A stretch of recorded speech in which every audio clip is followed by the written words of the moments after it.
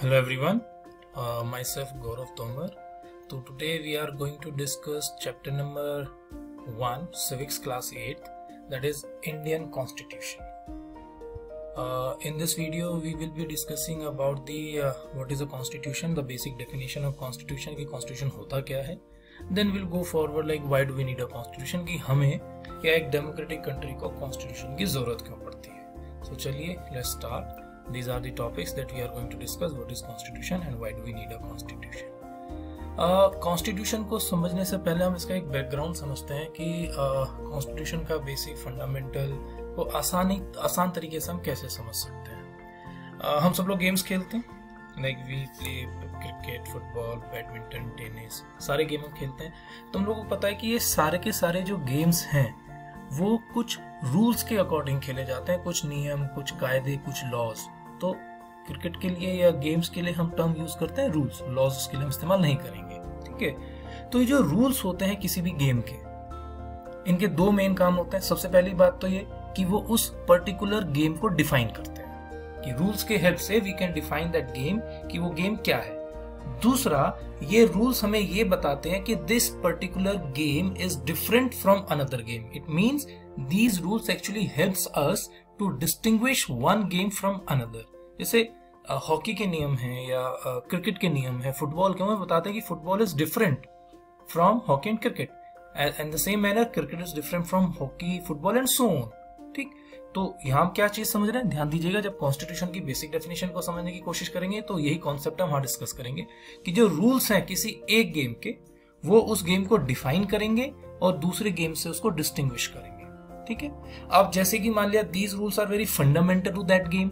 Fundamental मतलब very basic, कि उसके बिना वो गेम नहीं खेल पाएंगे हम. ठीक है, तो इसीलिए हम इन रूल्स को एक टर्म यूज करते हैं, that is constitutive rules. Constitutive मतलब जिससे कोई चीज मिलकर बनी है.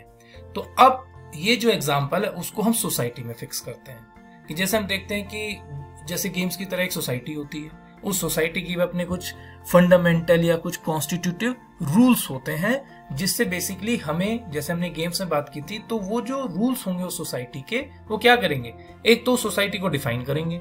डिफाइन द सेंस कि उस सोसाइटी के एस्पिरेशंस क्या है, उस सोसाइटी की वैल्यूज क्या है, आइडियोलॉजी क्या है. दूसरा, वो जो हमारे कॉन्स्टिट्यूटिव रूल्स हैं या जो हमारी सोसाइटी के अपने नॉर्म्स या रूल्स हैं, वो उसे डिफरेंशिएट करेंगे दूसरी सोसाइटी से कि भाई ये दूसरी सोसाइटी से किस तरह अलग है. ठीक है, अब हम बात करते हैं बड़ी सोसाइटीज की. अब कोई भी देश है, वहां पर एक से ज्यादा धर्म को या कास्ट को या बिलीफ्स को मानने वाले लोग रहते हैं. ठीक है, तो फिर हमें कुछ ऐसे रूल्स बनाने पड़ते हैं. We have to formulated some rules जो उस पे सब अग्री करें. ठीक है, यहाँ पर एक टर्म यूज की गई है, these rules are formulated through consensus. Consensus का मतलब हो जाता है कि जिस पर हर कोई एग्री करे, मतलब कि हर कोई बोले कि हाँ ठीक है, अगर हम किसी चीज को फाइनलाइज कर रहे हैं, हम कोई रूल्स अगर सोसाइटी में एस्टेब्लिश करना चाहते हैं, तो हम सब लोग बैठकर उस पर अग्री करेंगे, डिस्कस करेंगे कि हाँ ये हमारी सोसाइटी का पार्ट होना चाहिए. ठीक है, तो कंसेंसस के थ्रू हम कुछ रूल्स को फॉर्मुलेट करते हैं, फाइनलाइज करते हैं. ठीक है, अब ये जो कंसेंसस है या जो रूल्स हैं जो हमने एग्री किया है डिस्कशन के बाद, डिबेट के बाद, वो बेसिकली रिटन फॉर्म में अवेलेबल होते हैं. रिटन फॉर्म में होना जरूरी है क्योंकि अगर रिटन फॉर्म में नहीं होगा तो एक तो ऑथेंटिसिटी खत्म हो जाती है. दूसरा, अगर बाद में किसी को रेफरेंस लेना है तो अगर हमारे पास एक रूल बुक है जो लिखित रूप में हमारे पास अवेलेबल है, तो उसके थ्रू हम रेफरेंस लेके किसी भी बात का या किसी भी रूल को सही और गलत ठहरा सकते हैं. ठीक है, तो जो ये रिटन डॉक्यूमेंट होता है रूल्स के बारे में किसी भी सोसाइटी में, तो हम उसको कॉन्स्टिट्यूशन कहते हैं. तो इस तरह से हमारे पास एक कॉन्स्टिट्यूशन की डेफिनेशन आती है जो आपकी स्क्रीन पर अवेलेबल है.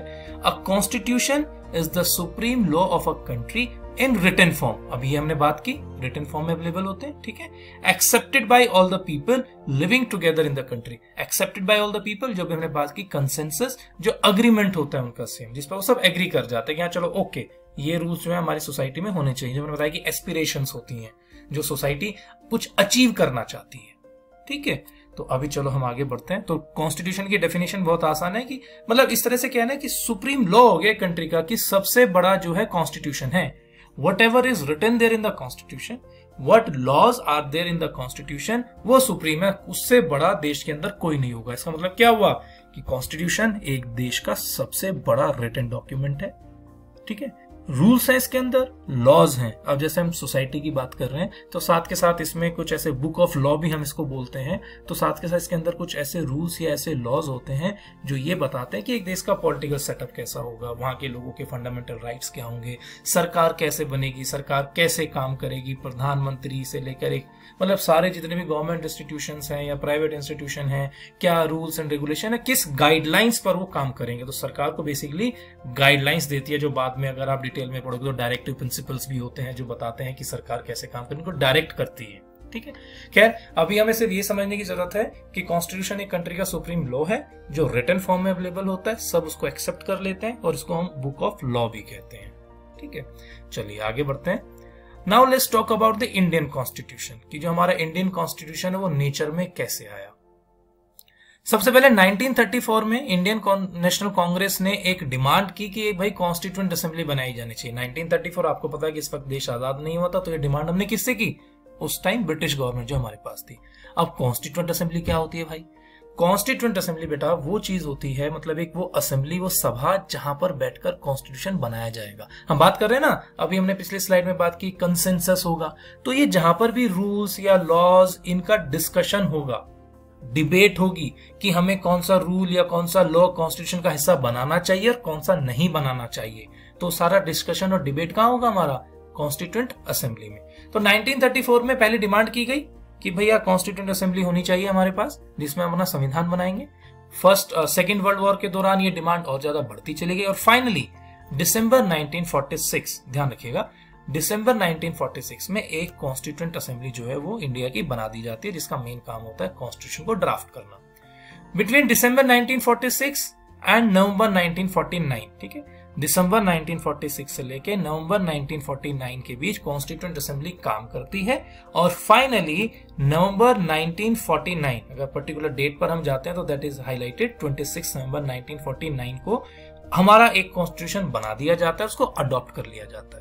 लेकिन जो पूरा कॉन्स्टिट्यूशन हमारा होता है वो इफेक्ट में आता है 26 जनवरी 1950 को। अब ये सवाल कोई पूछ सकता है कि जब 26 नवंबर 1949 को हमने कॉन्स्टिट्यूशन बना लिया था, अडॉप्ट कर लिया था कॉन्स्टिट्यूएंट असेंबली ने, तो हमने उसको इंप्लीमेंट 26 जनवरी को क्यों किया?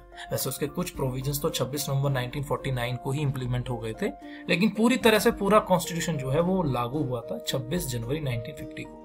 इसका कारण यह है, इसके लिए हमें हिस्ट्री में जाना पड़ेगा, इतिहास में पहले, कि कांग्रेस का जो इंडियन नेशनल कांग्रेस की बात करें उसका एक सेशन हुआ था 1929 में लाहौर में।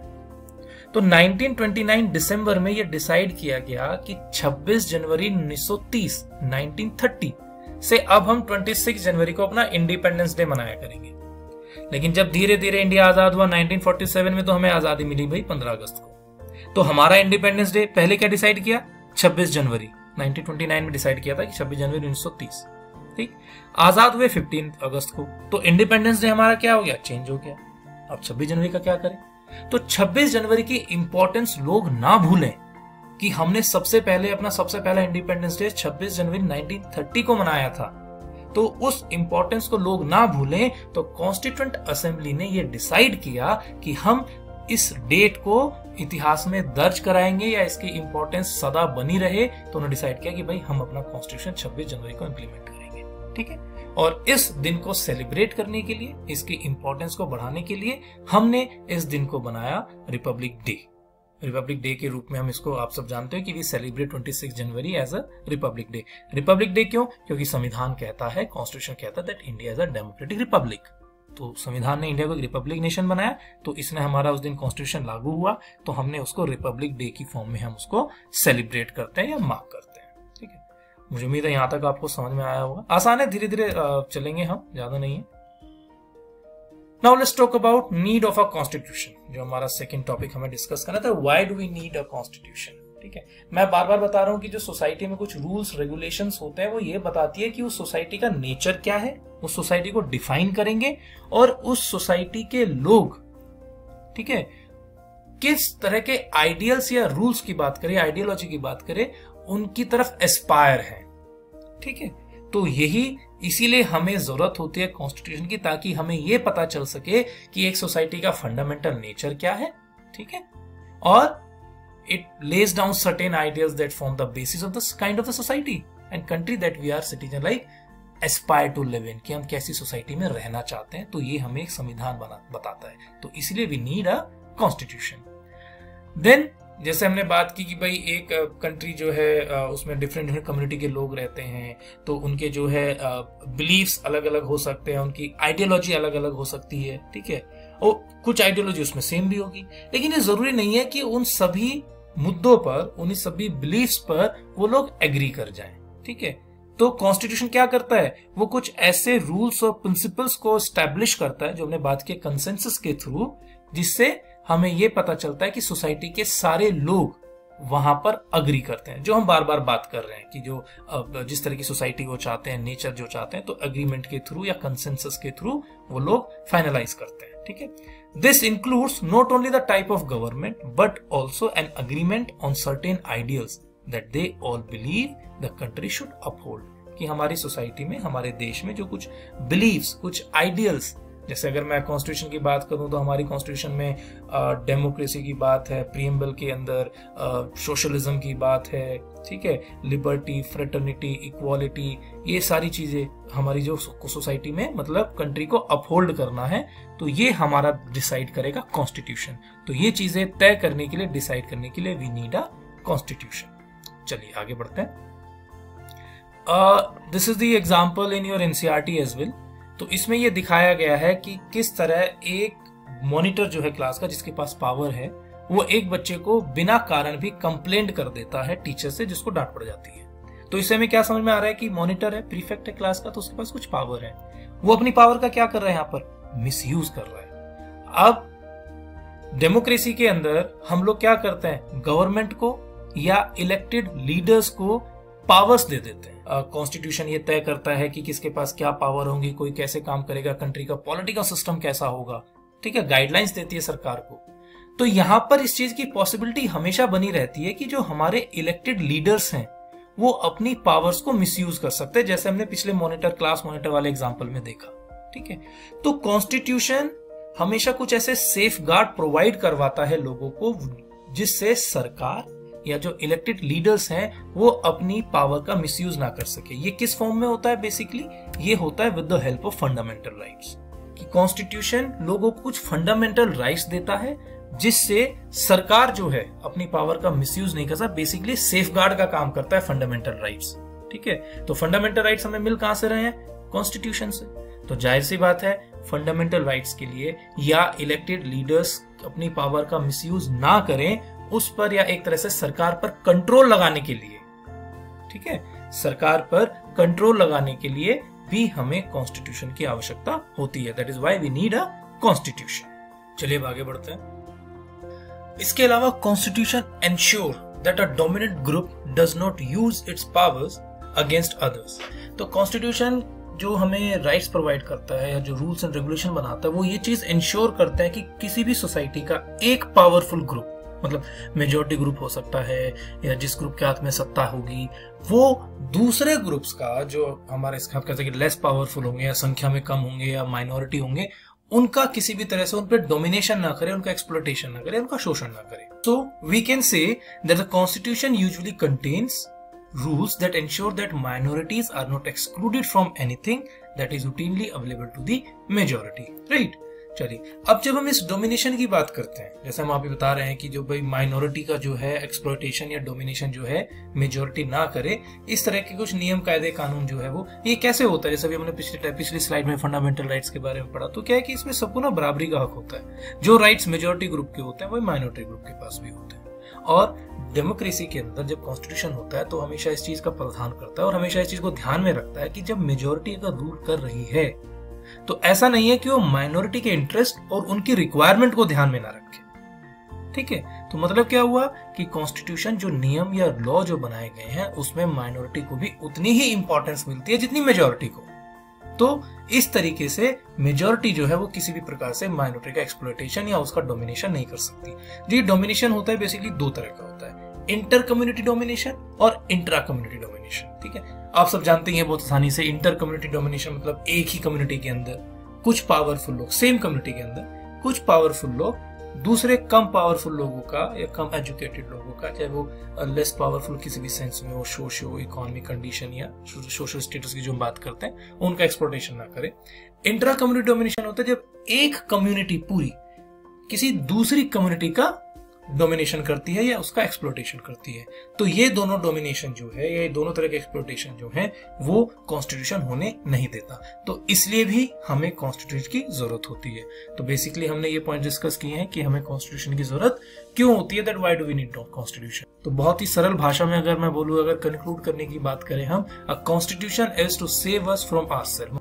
तो कॉन्स्टिट्यूशन हमें अपने आप से बचाता है, मतलब हमें कुछ गलत नहीं करने देता है। साथ के साथ a good constitution does not allow to change its basic structure. Basic structure क्या है, जो मैंने शुरुआत में बात की थी, जैसे प्रीएम्बल में लिखा हुआ है कि India will be like secular, democratic Republic, socialist, fraternity, equality. ये हमारी जो बेसिक स्ट्रक्चर है जिसके इर्द गिर्द पूरा कॉन्स्टिट्यूशन बनाया गया है।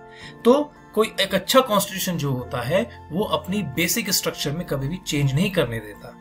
साथ के साथ प्रोविजंस हैं कॉन्स्टिट्यूशन के अंदर जो लोगों के राइट्स की गारंटी देते हैं, उनके फ्रीडम को प्रोटेक्ट करते हैं, उन प्रोविजंस को भी ओवरथ्रो करने की परमिशन नहीं देता है। ठीक है, तो ये जो सारी चीजें हमने डिस्कस की हैं, बेसिकली ये वो आवश्यकताएं हैं या ये वो रीजंस है जिसके हम कह सकते हैं why a country need constitution, why do we need a constitution, right. तो मुझे लगता है कि आप लोगों को समझ में आ गया होगा। इसके अलावा ये कुछ क्वेश्चन है फॉर असाइनमेंट, ये मार्क्स लिखे हुए हैं, ये 3 मार्क का क्वेश्चन है, 1 मार्क 1 मार्क 1 मार्क। तो बहुत आसान है, if you go through this video तो आप इनके आंसर जो है आसानी से लिख लेंगे। So that's all for today's class. जो रिमेनिंग पार्ट है that we will do like in next class. तो इसका जो सेकंड चैप्टर है, इसमें हम कॉन्स्टिट्यूशन के कुछ की फीचर्स को डिस्कस करेंगे। ठीक है, वो हम अगली जो वीडियो होगी उसके अंदर करेंगे। Thank you so much, take care, bye bye.